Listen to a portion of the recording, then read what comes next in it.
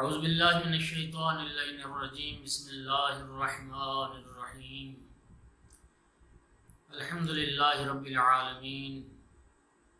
والصلاة والسلام علی رسولہ الکریم شفیع المذنبین انیس الغریبین رحمت للعالمین عانی العبد المؤید الرسول المسدد المحمود الاحمد المصطفى الامجد ابو القاسم محمد صلی اللہ علیہ وآلہ وسلم ثم الصلاة والسلام والتحیة والاکرام على آلہ الطیبین الطاہرین المعصومین المنتجبین المنتخبین المظلومین واللعنة الدائمة على أعدائهم ملعونين من يوم عداوتهم إلى قيام يوم الدين وبعد يوم الدين أما بعد فقال رسول الله صلى الله عليه وآله وسلم يا علي أنت وشيعتك هم الفائزون يوم القيامة۔ مولا امیر المومنین علیہ السلام کے اصحاب باوفا اور امیر المومنین علیہ السلام کے حقیقی شیعہ ان پہ گفتگو ہو رہی ہے۔ مولا امیر المومنین علیہ السلام کے ایک شہدائی فدائی عاشق مولا امیر المومنین کے ایک چاہنے والے جناب مالک اشتر، یہ شخصیت موضوع گفتگو ہے اور آج اس سلسلے کی یہ 5ویں نشست ہے۔ حضرت عثمان کے قتل ہو جانے کے بعد مدینہ میں نئے خلیفے کے حوالے سے مسلمانوں کے نظریات، افکار، آراء مختلف تھی۔ البتہ مسلمانوں کی ایک کثیر تعداد مولا امیر المومنین علی ابن ابی طالب علیہ السلام کی خلافت کے حق میں تھی۔ کچھ لوگ طلحہ کو خلیفہ دیکھنا چاہتے تھے، کچھ لوگ زبیر کو۔ بنی امیہ کے کچھ افراد کبھی معاویہ کا نام لیتے اور کبھی مروان کا، لیکن اس حساس اور طوفانی بحران میں مسلمانوں کی برجستہ شخصیات جناب عمار یاسر، جناب مالک اشتر، ابو الحسن صعصع بن سہان، یہ وہ شخصیات تھیں جو اس منصب خلافت کے لیے امیر المومنین علی ابن ابی طالب علیہ السلام کے سوا کسی کو لائق نہیں دیکھتے تھے۔ لہٰذا یہ شخصیات تھیں جو صرف امیر المومنین علیہ السلام کو ہی اس منصب رسودے کے قابل سمجھتے تھے اور رہبری کے لائق سمجھتے تھے۔ ابن ابی الحدید عالم اہل سنت ابن ابی الحدید معتزلی شرح نہج البلاغہ میں ایک مقام پہ لکھتا ہے کہ فلما قتل عثمان ارادہ طلحہ، کہ حضرت عثمان کے قتل ہو جانے کے بعد اس خلافت کی خواہش طلحہ نے کی،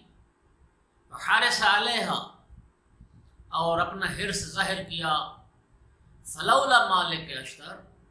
فلولا مالک و اشتر وقوم معه من شجعان العرب۔ ابن ابی الحدید کہتا ہے کہ اگر اس وقت مالک اشتر اور مالک اشتر کے وہ عرب کے بہادر اور شجاع ساتھی مالک کے ساتھ نہ ہوتے، جعلوها فی علی، کہ جنہوں نے خلافت کو علی کے حق میں قرار دیا، اگر جناب مالک اشتر ان کے وفادار ساتھی اور بہادر ساتھی نہ ہوتے، لم تصل الیہ ابدا۔ ابن ابی الحدید کہتا ہے یہ خلافت کبھی مولا علی علیہ السلام تک نہ پہنچتی۔ اور پھر اس نے لکھا ابن ابی الحدید نے کہ مولا امیر المومنین علیہ السلام کے خلیفہ منتخب ہو جانے کے بعد بھی طلحہ و زبیر جب محروم رہ گئے تو امیر المومنین علیہ السلام کی مخالفت پر اتر آئے۔ ام المومنین حضرت عائشہ کو ساتھ ملایا اور بصرہ جا کر جنگ جمل بپا کر دی۔ یہی جنگ جمل تھی پھر جو جنگ صفین کا مقدمہ بنی۔ معلوم ہوا کہ امیر المومنین علیہ السلام کو اس ظاہری خلافت دلانے میں مالک اشتر کا ایک اصلی کردار ہے۔ اور بڑا اہم کردار. کتاب الاوائل میں یہ روایت نقل کی گئی کہ حضرت عثمان کے قتل ہو جانے کے بعد جناب مالک اشتر مولا امیر المومنین علیہ السلام کی بارگاہ میں حاضر ہوئے اور عرض کی یا علی آپ اٹھیں تاکہ لوگ آپ کی بیعت کریں. یہ لوگ سارے اکٹھے ہیں،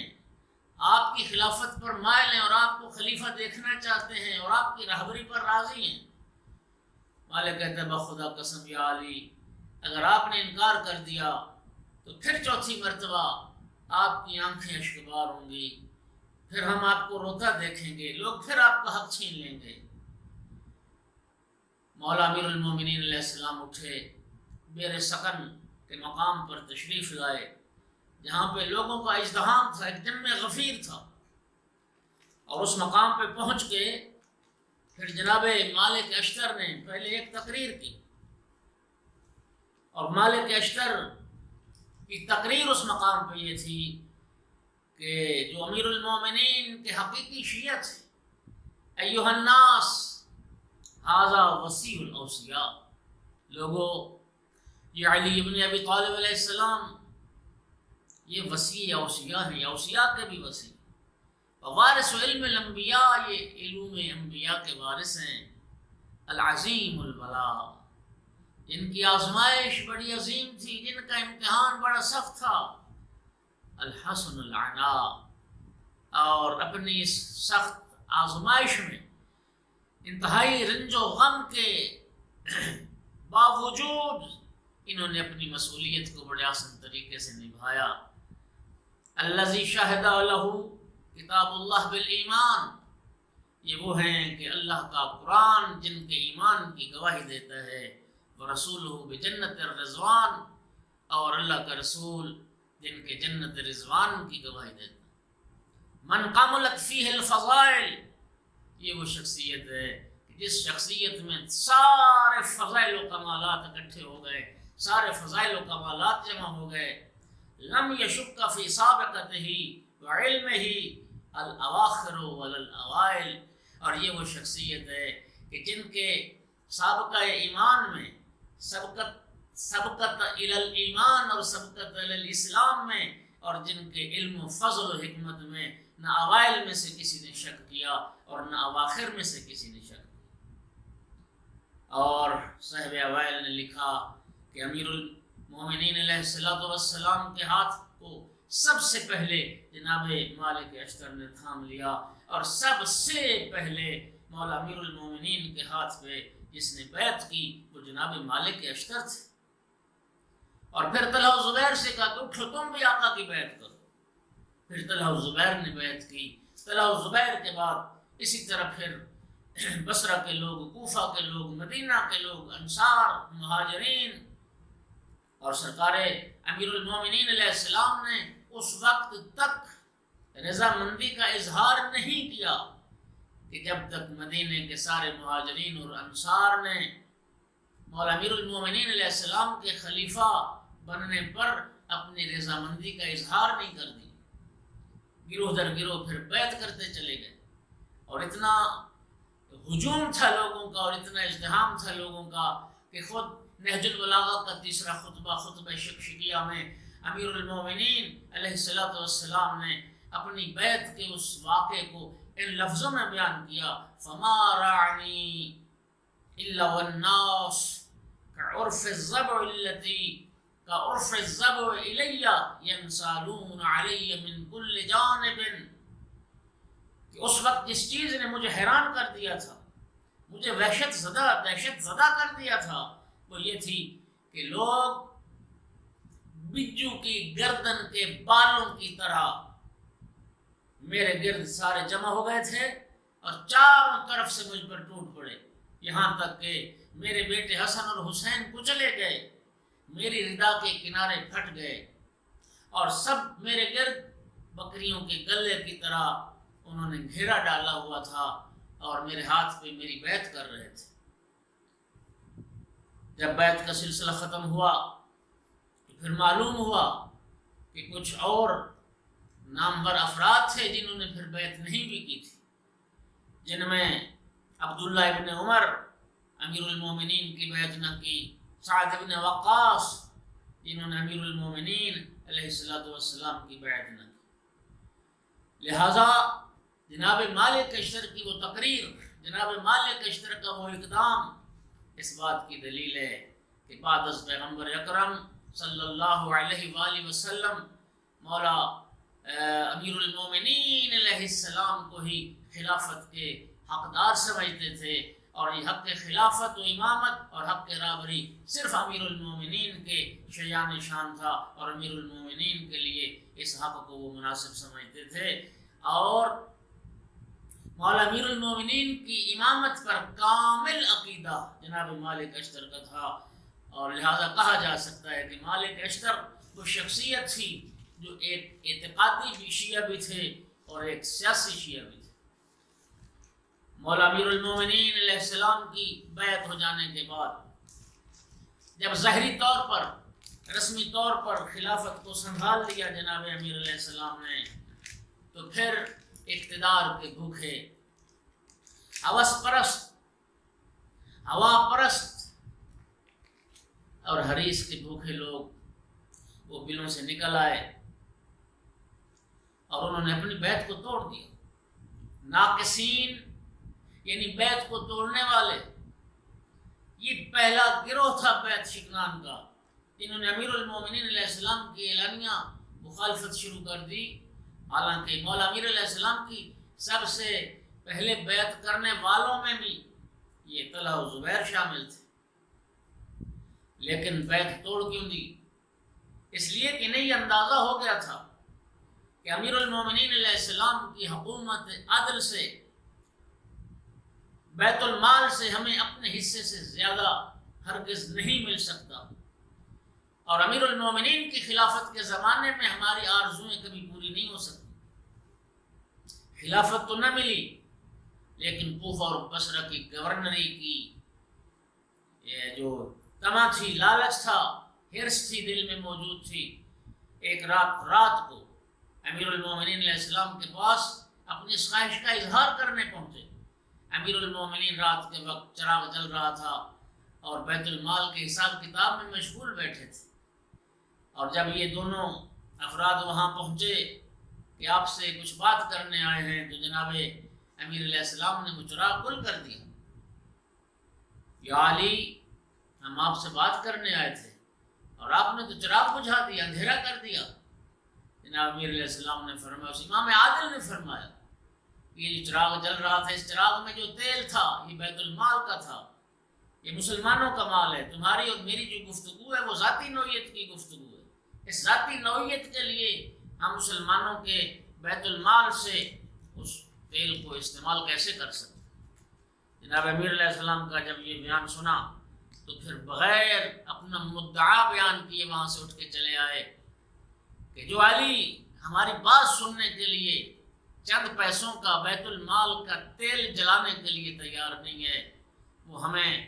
کوفہ اور بصرہ کی حکومت، ولایت بھی ہمارے حوالے کبھی نہیں کریں۔ لہٰذا انہوں نے بیعت شکنی کی اور ام المومنین حضرت عائشہ کو ساتھ ملایا، انہیں اونٹ پہ سوار کر کے بصرہ لے گئے، خون عثمان کے قصاص کا نعرہ بلند کیا، اور ان جھوٹی تبلیغات کے نتیجے میں بہت سارے لوگوں کو گمراہ کرنے میں کامیاب ہوئے اور اپنے ساتھ ملا لیا، ایک لمبا چوڑا لشکر تیار کر لیا، بصرہ پہنچ گئے، بصرہ کے کنٹرول کو جا کے سنبھالا۔ امیر المومنین علیہ السلام کی طرف سے والی بصرہ عثمان بن حنیف، ان کو گرفتار کیا گیا، ان پہ ظلم و ستم کیا گیا، ان کی داڑھی کے بال نوچ ڈالے گئے۔ پھر بیت المال کا جو شخص مسئول تھا اور ذمہ دار تھا اس کو بھی قتل کر دیا گیا اور بیت المال اپنے تصرف میں لے لیا گیا۔ اب جنگ جمل کا معرکہ پیش آیا، جس میں بھی مالک اشتر رضوان اللہ تعالی علیہ وسلم علیہ، جن کا ایک بڑا اہم کردار تھا۔ مولا امیر المومنین علیہ السلام نے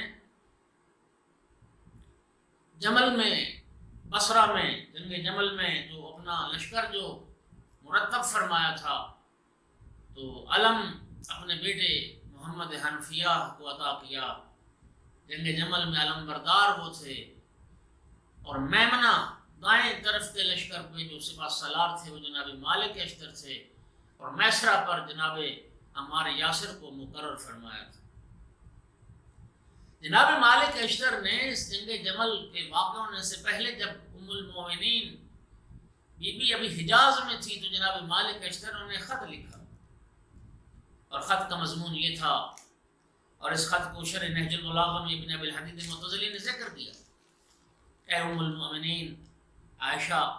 آپ رسول خدا کی زوجہ ہیں، حضرت صلی اللہ علیہ وآلہ وسلم نے تو آپ کو گھر میں ٹھہرنے کا حکم دیا تھا، انہوں نے فرمایا تھا کہ گھر سے باہر نہ نکلنا، اور آج آپ نے رسول اللہ کے فرمان کے برخلاف عمل کیا۔ کیا آپ لوگوں کو اپنے بال دکھانا چاہتی، اور آج آپ جنگ کے لیے آمادہ ہیں؟ تو پھر مالک اشتر نے لکھا کہ اگر آپ ہم سے جنگ کریں گی تو ہم بھی آپ سے جنگ کریں گے، یہاں تک جنگ کریں گے کہ آپ کو اپنے گھر واپس پہنچائیں اور اسی جگہ بٹھائیں جہاں رسول اللہ نے آپ کو بٹھایا تھا، اور جس جگہ پر بیٹھنے پر اللہ راضی ہے، اور اللہ نے جو جگہ تمہارے بیٹھنے کے لیے پسند فرمائی تھی اسی جگہ پر آپ کو بٹھائیں گے۔ ام المومنین کی طرف سے پھر اس خط کا جواب آیا: اے مالک، تم پہلے عرب ہو جو فتنہ انگیزی کا موجب بنے، اور لوگوں میں تم نے تفرقہ ڈالا ہے، تم نے اپنے اماموں اور پیشواؤں کی مخالفت کی ہے، تم نے قتل عثمان میں کوشش کی ہے۔ خدا خلیفہ مظلوم کا خون ہدر نہیں جانے دے گا، تمہیں بالآخر کیفر کردار تک پہنچائے گا۔ تمہارا خط مجھے مل چکا، میں مضمون سے آگاہ ہو چکی، خدا تجھے اور تیرے جیسے گمراہوں کو انجام تک ضرور پہنچائے گا۔ مولا امیر المومنین علیہ السلام جب یہ بصرہ سے خبریں آنے لگ گئیں کہ بصرہ اصحاب جمل کے تصرف اور کنٹرول میں چلا گیا اور امیر المومنین کے گورنر پر ظلم و ستم ہوا، تو جناب امیر المومنین نے بھی پھر بصرہ کی طرف لشکر تیار کیا۔ منزل زیکار جو بصرہ کے راستے میں ایک شہر آتا ہے، منزل آتی ہے، اس منزل پر میرے مولا امیر المومنین علیہ السلام نے قیام فرمایا۔ 700 کا لشکر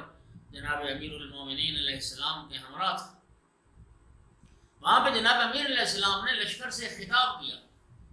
اور مولا امیر المومنین علیہ السلام کے خطاب کے بعد پھر جناب مالک اشتر نے خطاب فرمایا، اور جناب مالک کا وہ خطاب سننے سے تعلق رکھتا ہے۔ جناب مالک نے اپنے خطاب میں فرمایا: یا امیر المومنین، مجھے اپنی جان کی قسم، طلحہ و زبیر اور ام المومنین کی ماہیت و حقیقت ہم پہ واضح ہو چکی، بغیر کسی وجہ کے وہ آپ کی بیعت توڑ چکے اور آپ کے فرمان سے نکل چکے، اور اگر وہ یہ سمجھتے ہیں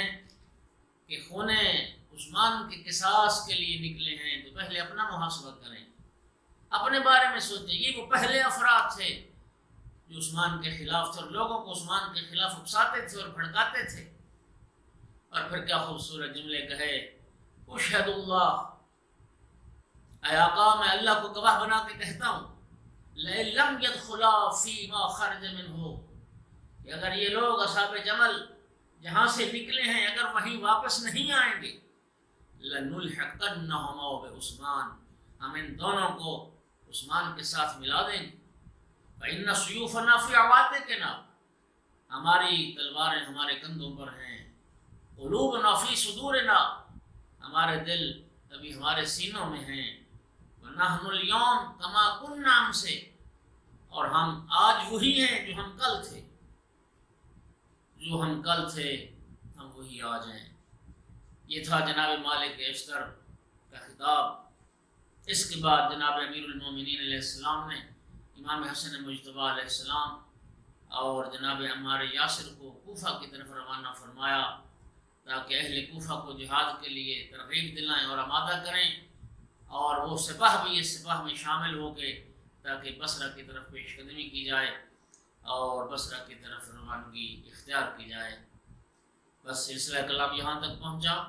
انشاءاللہ اس سے آگے کل سلسلہ کلام کو آگے بڑھائیں گے۔